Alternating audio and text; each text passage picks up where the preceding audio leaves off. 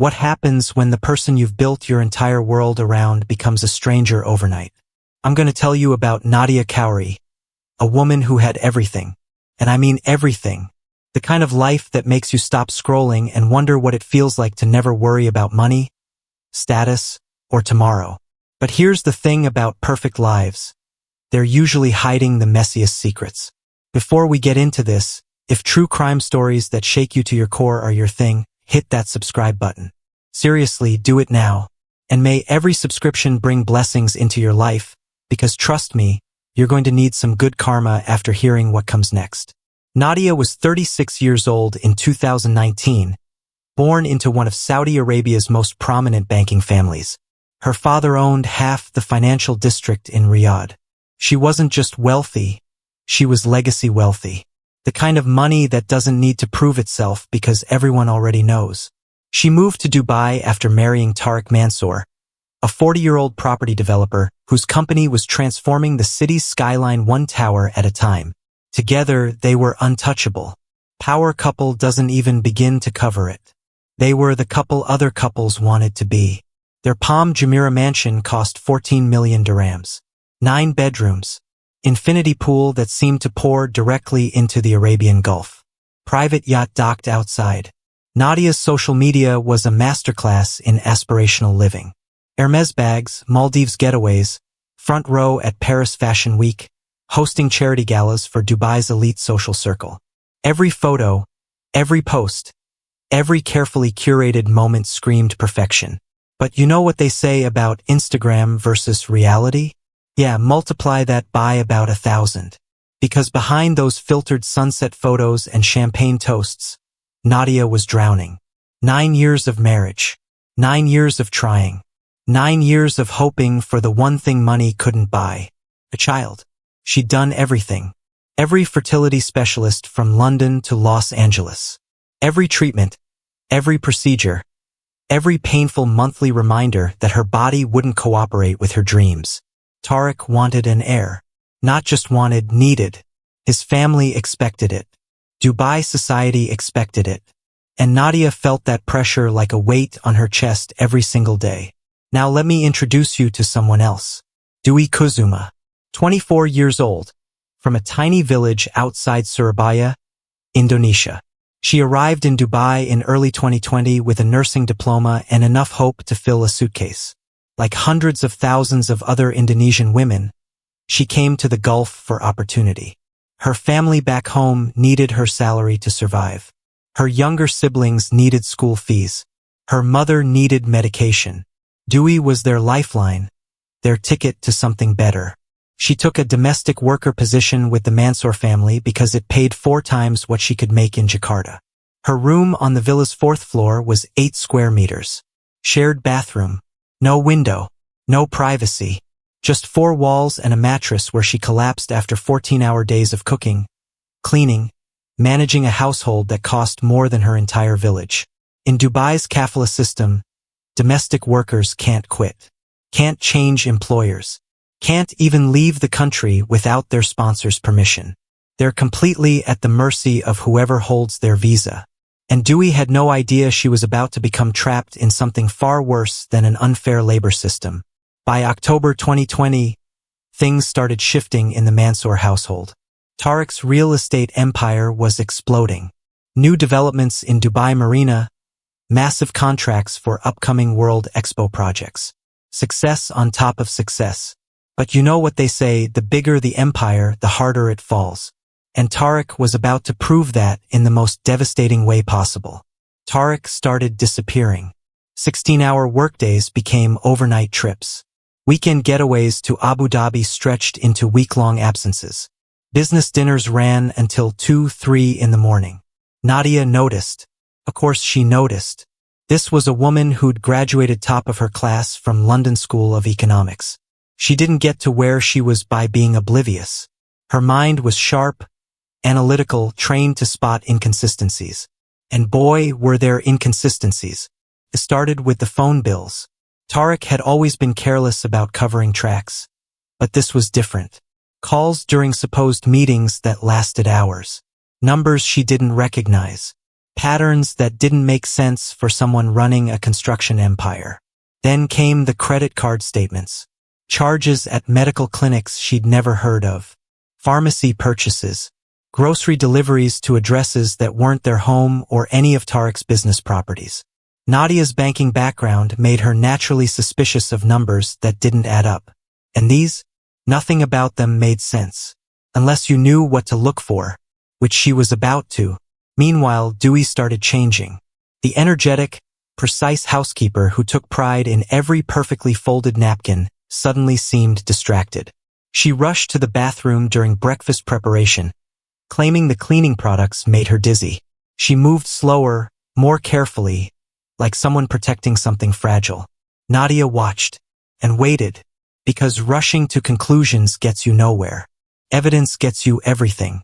But it was Tariq's behavior toward Dewey that really triggered alarm bells.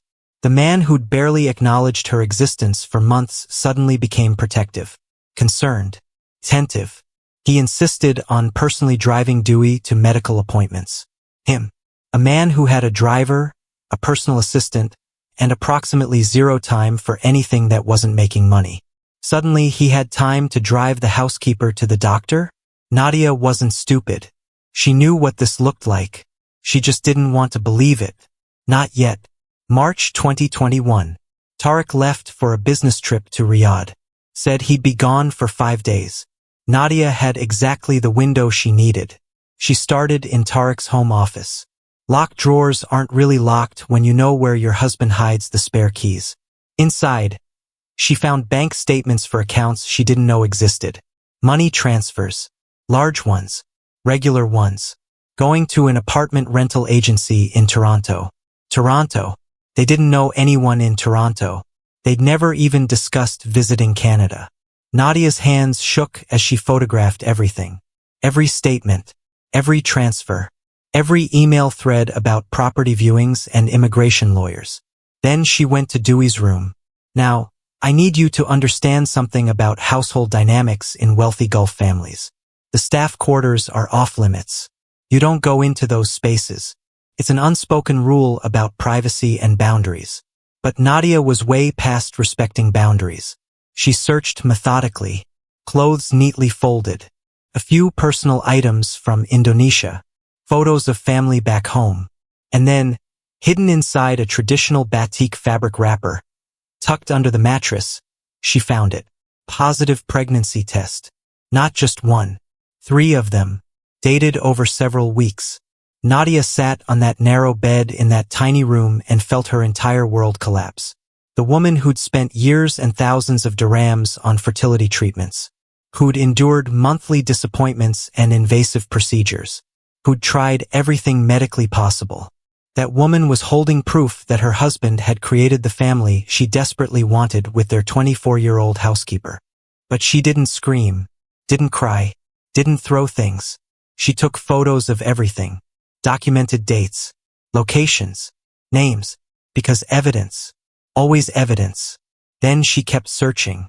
Text messages on an old phone Dewey had hidden revealed the whole story. 8 months of conversations.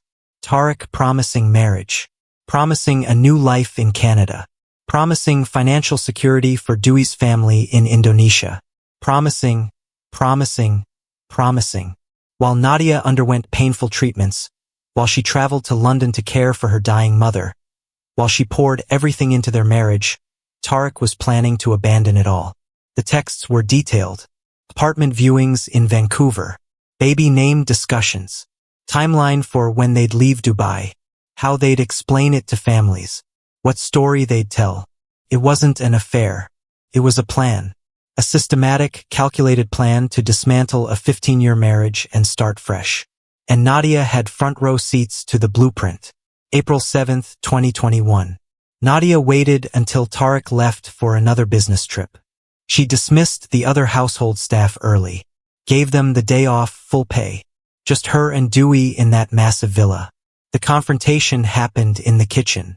All marble and stainless steel and sunlight pouring through floor-to-ceiling windows. Beautiful setting for an ugly conversation. Nadia walked in with her phone, the evidence loaded and ready. Dewey was preparing dinner, completely unaware. For 30 minutes, Dewey denied everything. Every accusation met with confusion, with claims of misunderstanding, with tears and protests, until Nadia started showing her the evidence. The medical appointments, the secret bank account in Dewey's name, the Toronto apartment viewings, the text messages discussing baby names. Dewey's resistance crumbled like a sandcastle in high tide. Through tears and broken English, the whole story spilled out. How it started 9 months ago during one of Nadia's trips to London. How Tarek was kind at first, then attentive, then something more. How he made promises. How she believed him because why wouldn't she? He had everything. He could give her everything her family needed. How she never meant for it to happen, but somehow it did anyway. Nadia listened to every word with the kind of calm that's more terrifying than rage. Because rage is hot and quick and burns out. This was ice. This was calculated. This was a woman whose mind was working through scenarios and consequences and next steps. Dewey kept apologizing, saying she'd leave, saying she'd go back to Indonesia, saying anything to make this stop. But Nadia wasn't interested in apologies. She wanted details, dates, times, locations. She wanted to know every single moment of the betrayal, every lie Tarek told, every promise he made. And Dewey, terrified and trapped, gave her everything. That night, after Dewey had fled to her room, after the villa had gone quiet, something shifted in Nadia. This wasn't just about betrayal anymore. This wasn't about a cheating husband or a naive housekeeper. This was about theft. The theft of her future, her dreams, her identity. Everything she'd sacrificed, everything she'd endured, everything she'd built. Stolen. And Nadia decided stolen things needed to be reclaimed. By any means necessary. What happens in someone's mind between discovering betrayal and deciding on murder? What's that process? That transformation from victim to something else entirely? For Nadia, it took 3 weeks. 3 weeks of research. 3 weeks of planning. 3 weeks of maintaining absolute normalcy while her brain worked through the logistics of destruction. Her internet search history became a roadmap of intent. Fire accelerants and their burning temperatures. Smoke inhalation effects. Building ventilation systems. Escape route planning. How quickly flames spread through different materials. She approached it like a business project. Methodical. Organized. Efficient. She even took notes. Actual handwritten notes on hotel stationery during a solo trip to Fujairah. Burned them afterward. But they existed. Proof that this wasn't impulse. This wasn't passion. This was planning. The psychology here is fascinating and horrifying in equal measure. Nadia wasn't having a breakdown. She was functioning at peak efficiency. Going to charity events, posting on social media, having dinner with friends. All while mapping out how to kill 2 people. The trigger, the final push that moved this from fantasy to action, came on May 2nd. Nadia overheard a phone conversation. Tarek and Dewey discussing nursery colors. Vancouver neighborhoods with good schools. Timeline for leaving Dubai. They were in the villa's sitting room. Nadia was on the balcony above. They had no idea she was there. And the casual intimacy in their voices. The shared future they were planning. The life they were building while she existed as an obstacle to be removed. That's what sealed it. Nadia wasn't removing a threat. In her mind, she was removing contamination. Something that had infected her perfect life and needed to be eliminated for things to return to normal. The fact that normal was impossible didn't factor into her calculations. Because people who decide on murder aren't thinking clearly about consequences. They're thinking about solutions. And Nadia's solution required gasoline, timing, and one match. May 15, 2021. 2:34 in the morning. Security cameras captured everything. Every movement. Every decision. Every point of no return. Nadia moved through the villa like a ghost. 20 years in that house meant she knew every sound. Every creak. Every shadow. She'd walked those halls thousands of times. But never like this. The backup generator in their garage stored extra gasoline. Dubai's power grid was reliable. But wealthy people liked redundancy. That 5-liter container felt heavier than she expected as she carried it upstairs. Dewey's room was at the end of the fourth-floor corridor, deliberately isolated for privacy, accessible through a narrow service stairway, perfect for keeping household staff separate from family spaces. Tonight, that separation became a death trap. The villa's ventilation system was top of the line. Central air conditioning designed for Dubai's brutal heat. Metal grates in every room connected to ductwork running through the walls. Nadia poured gasoline through the vent outside Dewey's door. Slowly, carefully, the chemical smell filled the hallway, thick and overwhelming. But at 2:30 in the morning, no one was awake to notice. She stood there for 3 minutes, listening to Dewey's breathing through the door, peaceful, unaware, dreaming about whatever pregnant 24-year-olds dream about. What goes through your mind in those final moments before you become a murderer? Does time slow down? Speed up? Does your brain scream at you to stop, or does it go quiet? Nadia later told investigators she wasn't thinking about murder. She was thinking about restoration, about returning things to how they should be, about cleaning up a mess. The match ignited with a small scraping sound. Orange flame dancing in the darkness. She dropped it through the vent grate. What happened next happened faster than she'd planned. Gasoline vapors ignite explosively. The fireball that erupted from that vent blew out the hallway windows, sent flames racing across wooden ceiling beams, filled the corridor with heat that made the air itself burn. Nadia ran. Down the service stairs, through the kitchen, out to the garden. Her original plan had her staying inside, playing the role of traumatized survivor overcome by smoke. But when faced with actual fire, actual heat, actual destruction, instinct took over. She ran like everyone else would. Tariq woke to smoke alarms at 2:51 a.m. The villa's security system was screaming. Every sensor triggered. Emergency lights flashing. His first instinct, the very first thought in his head, wasn't escape. It was Dewey. Think about that. The man's house was on fire. Smoke filling the rooms. Flames visible through the upstairs windows. And his first thought was reaching the woman carrying his child. Not his wife. Not himself.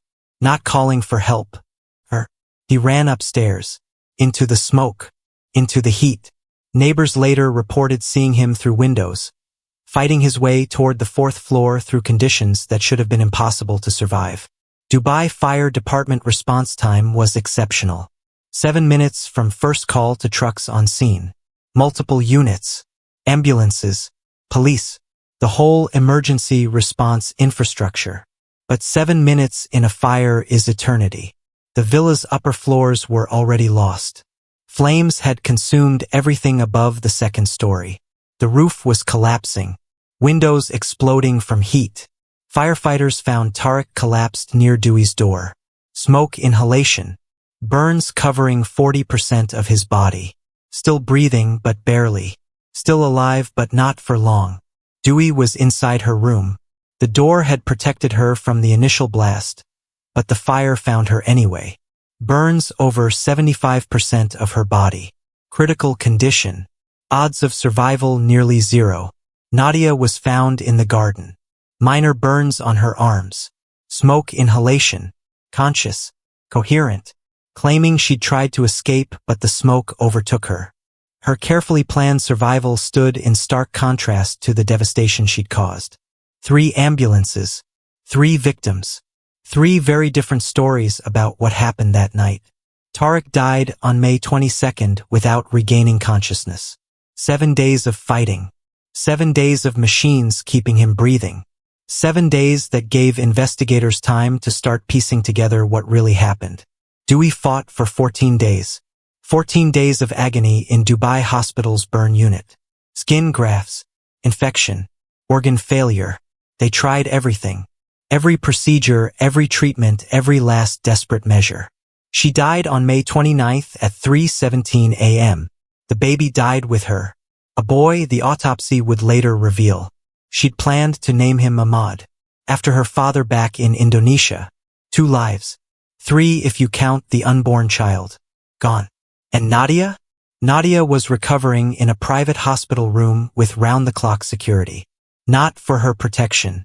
To make sure she didn't run. Because by day 3, Dubai Police Criminal Investigation Department knew this wasn't an accident. Gasoline residue in the ventilation system. Accelerant burn patterns inconsistent with accidental fire. Security footage showing Nadia moving through the villa with the gas container.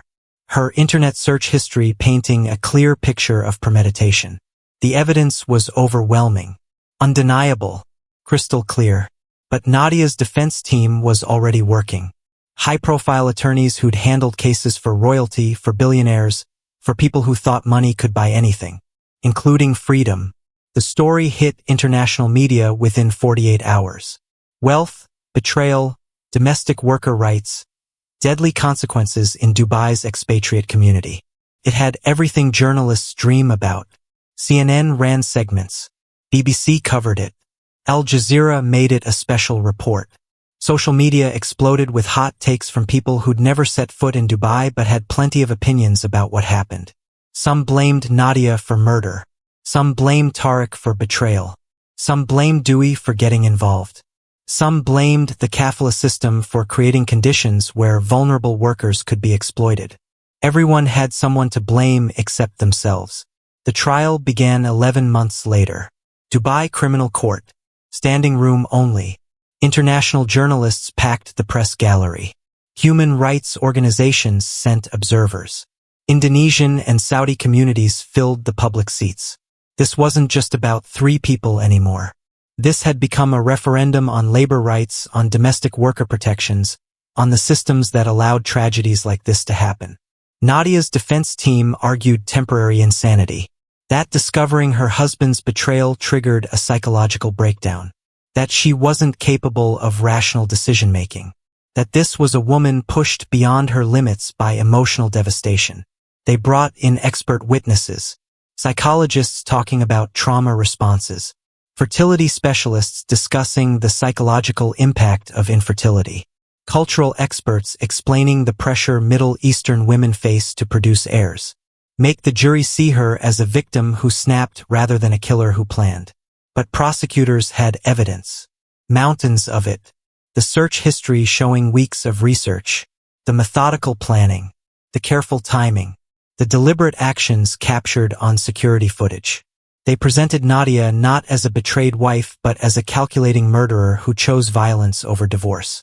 Who saw human beings as obstacles. Who valued her pride more than their lives. The most damning evidence? A journal found in Nadia's car. Entries dated over 3 weeks. Detailed notes about fire behavior. Diagrams of the villa's layout. Calculations about timing and escape routes.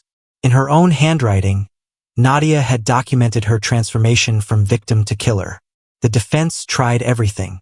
They argued the journal was creative writing. They claimed the search history was research for a novel. They suggested someone else planted evidence. None of it worked. The verdict came after 4 days of deliberation. Guilty. Premeditated murder. 2 counts. Sentencing hearing 2 weeks later. Life imprisonment. No possibility of parole for 25 years. Nadia showed no emotion when the judge read the sentence. No tears. No outburst. Just the same icy calm she'd maintained throughout the trial. Some people said she was in shock. Some said she was medicated. I think she just didn't care anymore. Because the life she'd killed to preserve was already gone. The sentence was just paperwork. Today, Nadia Khouri remains at Al-Awar Women's Prison. Inmate number 4721. Eligible for parole consideration in 2046. She'll be 61 years old. The villa where 3 lives ended has been demolished. In its place stands a memorial garden dedicated to domestic workers who've died far from home. Dewey Kuzuma's name is there, along with hundreds of others. Because here's what this case revealed that nobody wanted to talk about. Dewey wasn't unique. Her story, stripped of the dramatic ending, was remarkably common. Young women from Southeast Asia coming to the Gulf for work. Trapped in households by visa systems. Vulnerable to abuse, exploitation, assault. With no legal recourse, no protection, no voice. The UAE reformed its domestic worker laws after this case. New regulations about working hours, living conditions, contract terms. Penalties for employers who abuse the system. Whether those laws are enforced. Different question. Dewi's family in Indonesia received financial compensation from Tariq's estate. 3 million dirhams. Roughly 800,000 US dollars. The lawyer fees ate half of it. Money doesn't bring back a daughter. Money doesn't heal that kind of loss. But it's what the system offers because the system doesn't know what else to do. Nadia's family never spoke publicly about the case. They paid the legal fees, visited her once, then disappeared from public life. Shame runs deep in prominent families. So what's the lesson here? What are we supposed to learn from 3 destroyed lives and a memorial garden? That betrayal doesn't justify murder? Sure, but we knew that already. That domestic workers need protection? Absolutely. But we've known that for decades and keep not doing enough about it. That perfect social media lives hide devastating truths? Obviously, but we keep believing the facades anyway. Maybe the real lesson is simpler and darker. That we're all capable of horrifying things when pushed far enough. That the distance between victim and villain isn't as far as we'd like to believe. That given the right circumstances, the right pressures, the right pain, any of us could become someone we don't recognize. Nadia didn't wake up one day deciding to be a murderer. She got there through 1,000 small steps, 1,000 justifications, 1,000 moments where she chose pride over compassion. And somewhere in that journey, she stopped seeing Dewi and Tariq as people. They became problems, obstacles, things to be removed. That's the scariest part. Not the fire, not the planning, but how easily we can dehumanize others when it serves our narrative. As you scroll through your feed tonight, as you see those perfect vacation photos and happy couple posts and filtered glimpses of lives that seem better than yours, remember this story. Remember that you have no idea what's really happening behind those closed doors. And maybe, just maybe, remember that the maid, the driver, the worker you barely notice, they're people too. With dreams, with families, with lives that matter. Dewi Kuzuma came to Dubai hoping to build a better future. She left in a coffin. That's not justice. That's not karma. That's just tragic. If this story made you think twice about anything, about domestic worker rights, about the systems we ignore, about the lives we overlook, then hit subscribe. Share this with someone who needs to hear it. And may every subscription bring blessings, because we could all use some good karma in a world that keeps producing stories like this. I'm True Crime Vault. Thanks for watching.